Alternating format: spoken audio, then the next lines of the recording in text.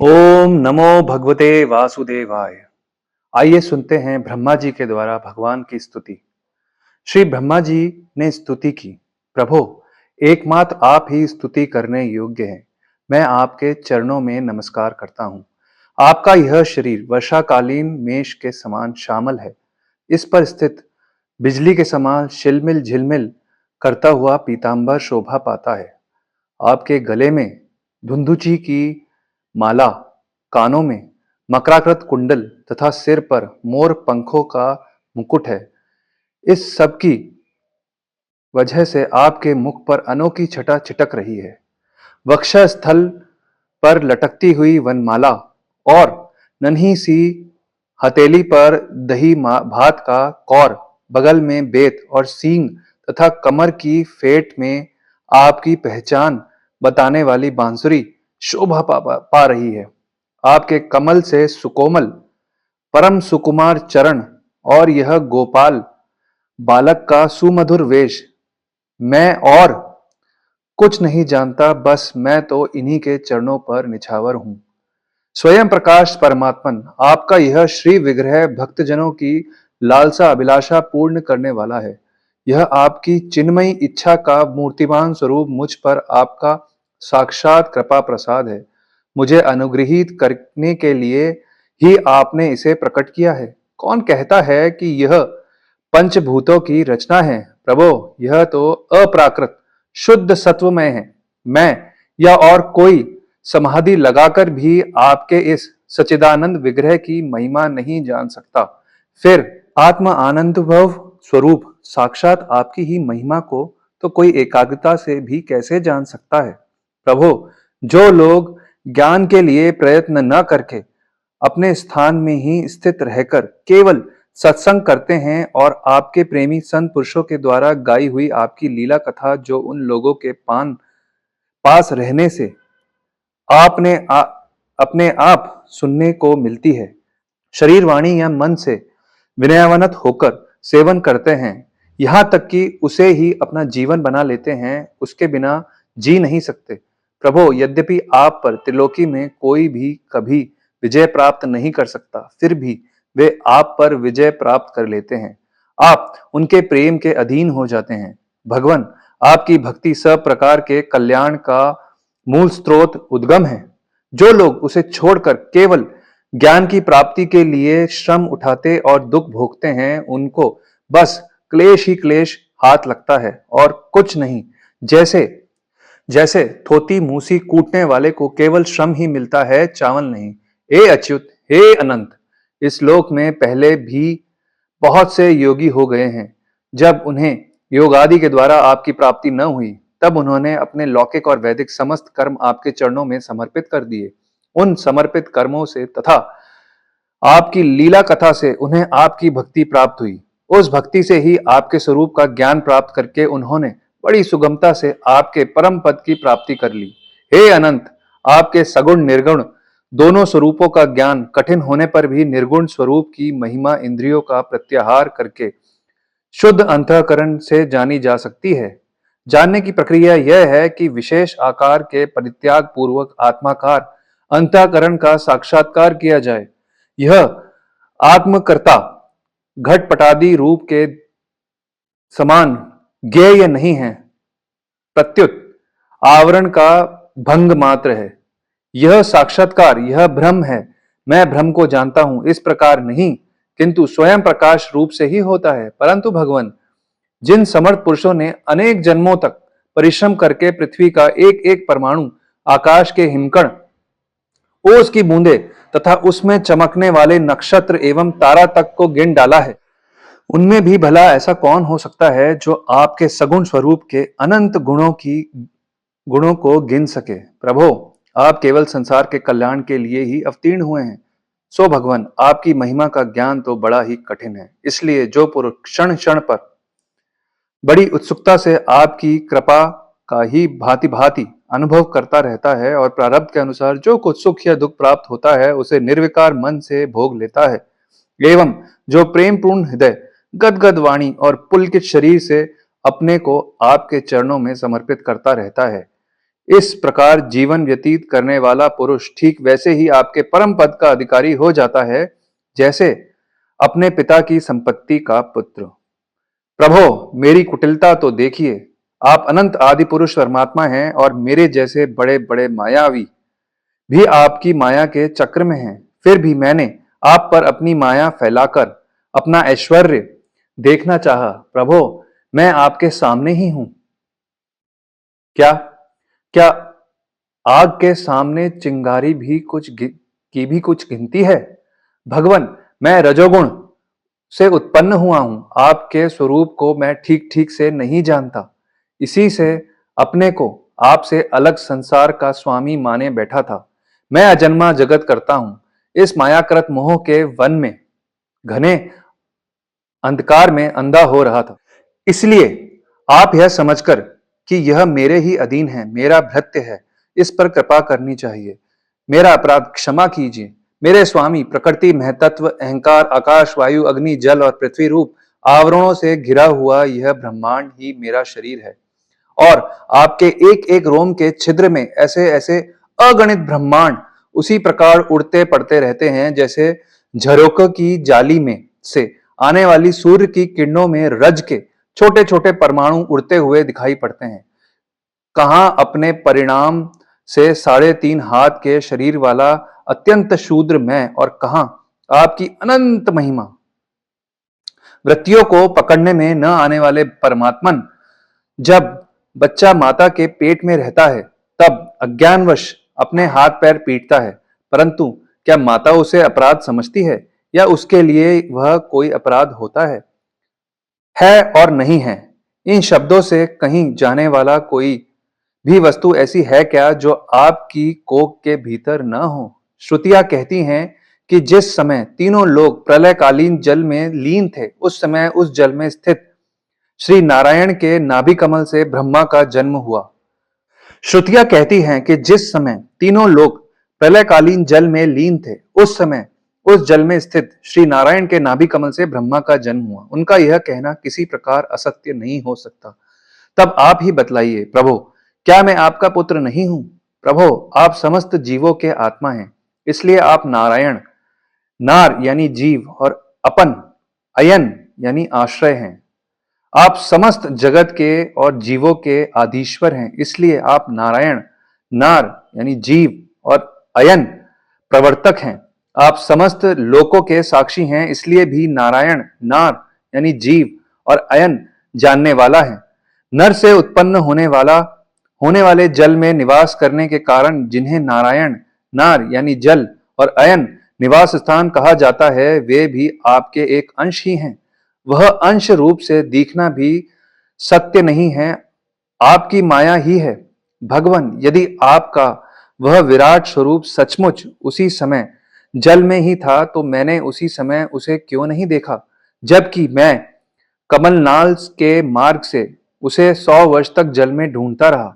फिर मैंने जब तपस्या की तब उसी समय मेरे हृदय में उनका दर्शन कैसे हो गया और फिर कुछ ही क्षणों में वह पुनः क्यों नहीं दिखा, अंतर्धान क्यों हो गया? माया का नाश करने वाले प्रभु, दूर की बात कौन कहे, अभी इसी अवतार में आपने इस बाहर दिखने वाले जगत को अपने पेट में ही दिखला दिया, जिसे देखकर माता यशोदा चकित हो गई थी। इससे यही तो सिद्ध होता है कि यह संपूर्ण विश्व केवल आपकी माया ही माया है। जब आपके सहित यह संपूर्ण विश्व जैसे बाहर दिखता है वैसा ही आपके उदर में भी दिखा, तब इसमें क्या यह सब आपकी माया के बिना ही आप में प्रतीत हुआ? अवश्य ही आपकी लीला है। उस दिन की बात जाने दीजिए, आजकल की ही देख लीजिए। क्या आज आपने मेरे सामने अपने अतिरिक्त संपूर्ण विश्व को अपनी माया का खेल नहीं दिखलाया है?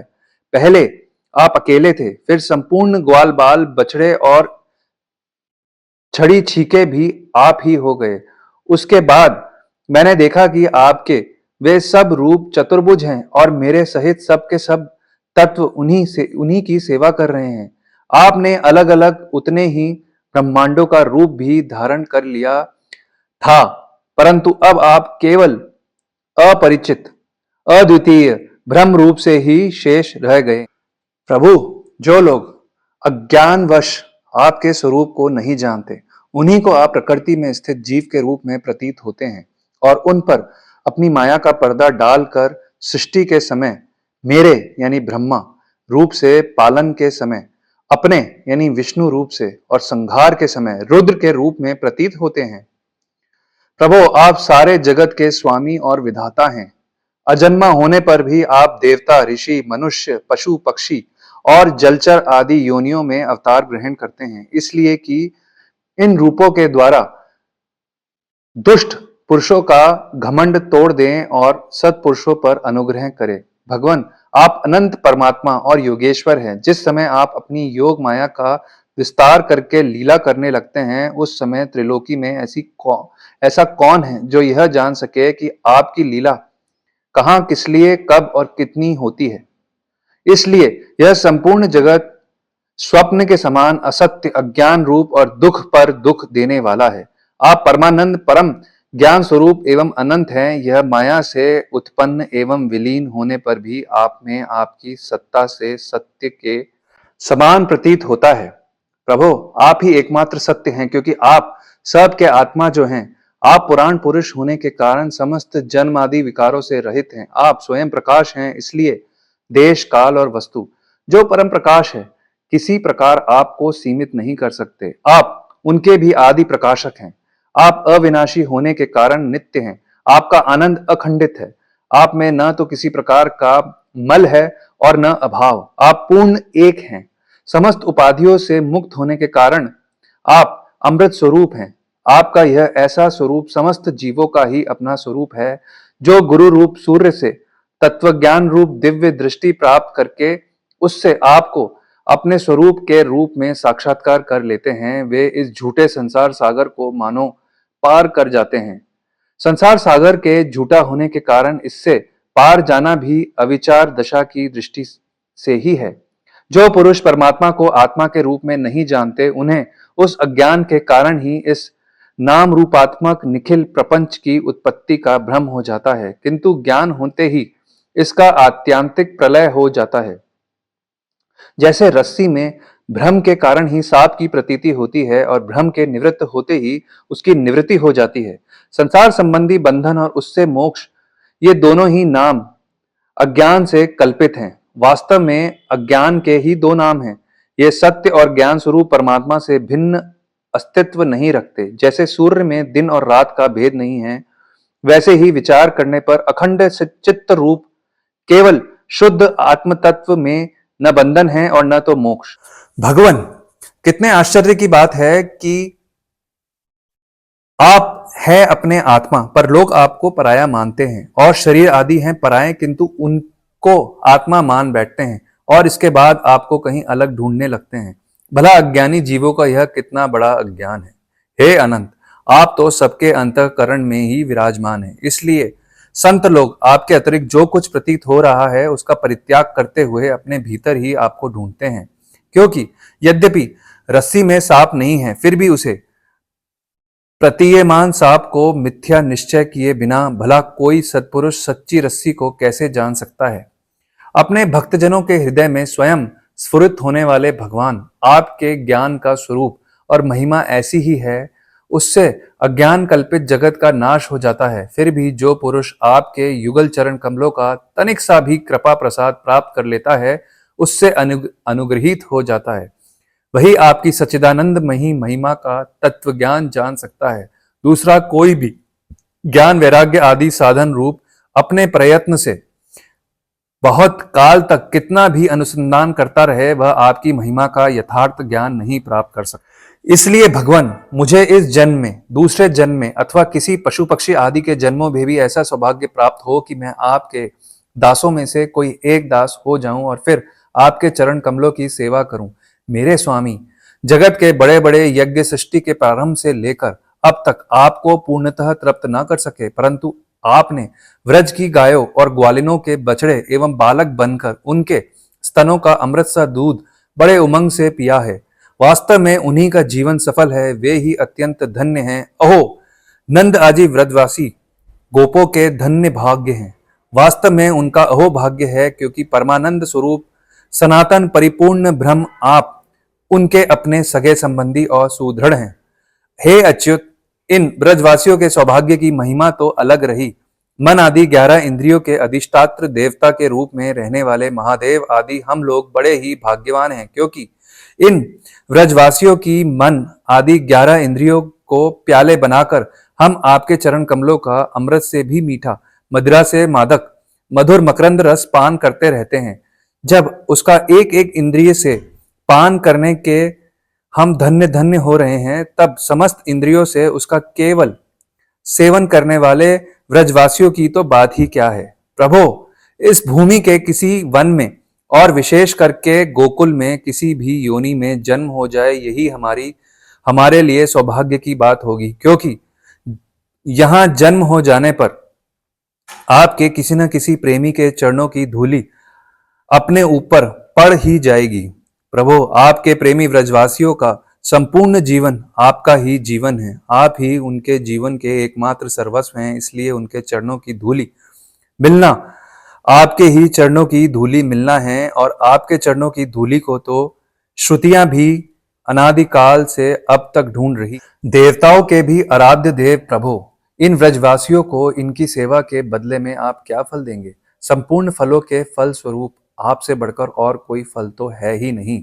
यह सोचकर मेरा चित्त मोहित हो रहा है। आप उन्हें अपना स्वरूप भी देकर उऋण नहीं हो सकते, क्योंकि आपके स्वरूप को तो उस पूतना ने भी अपने संबंधियों अघासुर, बकासुर आदि के साथ प्राप्त कर लिया, जिसका केवल वेश ही साध्वी स्त्री का था, पर जो हृदय से महान क्रूर थी। फिर जिन्होंने अपने घर, धन, स्वजन, प्रिय, शरीर, पुत्र, प्राण और मन सब कुछ आपके ही चरणों में समर्पित कर दिया है, जिनका सब कुछ आपके ही लिए है, उन व्रजवासियों को भी वही फल देकर आप कैसे उऋण हो सकते हैं? सच्चिदानंद स्वरूप श्याम सुंदर तभी तक राग, द्वेष आदि दोष चोरों के समान सर्वस्व अपहरण करते रहते हैं, तभी तक घर और उसके संबंधी कैद की तरह संबंध के बंधनों में बांध रखते हैं, और तभी तक मुंह पैर की बेड़ियों की तरह जकड़े रखता है, जब तक जीव आपका नहीं हो जाता। प्रभो, आप विश्व के पखेड़े से सर्वस्व रहित हैं, फिर भी अपने शरणागत भक्तजनों को अनंत आनंद वितरण करने के लिए पृथ्वी में अवतार लेकर विश्व के सामने के समान ही लीला विलास विस्तार करते हैं। मेरे स्वामी, बहुत कहने की आवश्यकता नहीं। जो लोग आपकी महिमा जानते हैं वे जानते रहें। मेरे मन, वाणी और शरीर तो आपकी महिमा जानने में सर्वथा असमर्थ है। सच्चिदानंद स्वरूप श्री कृष्ण आप सबके साक्षी हैं, इसलिए आप सब कुछ जानते हैं। आप समस्त जगत के स्वामी हैं। यह संपूर्ण प्रपंच आप में ही स्थित है। आपसे मैं और क्या कहूं? अब आप मुझे स्वीकार कीजिए, मुझे अपने लोक में जाने की आज्ञा दीजिए। सबके मन प्राण को अपनी रूप माधुरी से आकर्षित करने वाले श्याम सुंदर, आप यदुवंश रूप कमल को विकसित करने वाले सूर्य हैं। प्रभो, पृथ्वी देवता, ब्राह्मण और पशु रूप समुद्र की अभिवृद्धि करने वाले चंद्रमा भी आप ही हैं। आप पाखंडियों के धर्मरूप रात्रि का घोर अंधकार नष्ट करने के लिए ही सूर्य और चंद्रमा दोनों के ही समान हैं। पृथ्वी पर रहने वाले राक्षसों के नष्ट करने वाले आप चंद्रमा, सूर्य आदि समस्त देवताओं के भी परम पूजनीय हैं। भगवान, मैं अपने जीवन भर महाकल्प पर्यंत आपको नमस्कार ही करता हूँ, नमस्कार करता हूँ, नमस्कार करता हूँ। राधे राधे।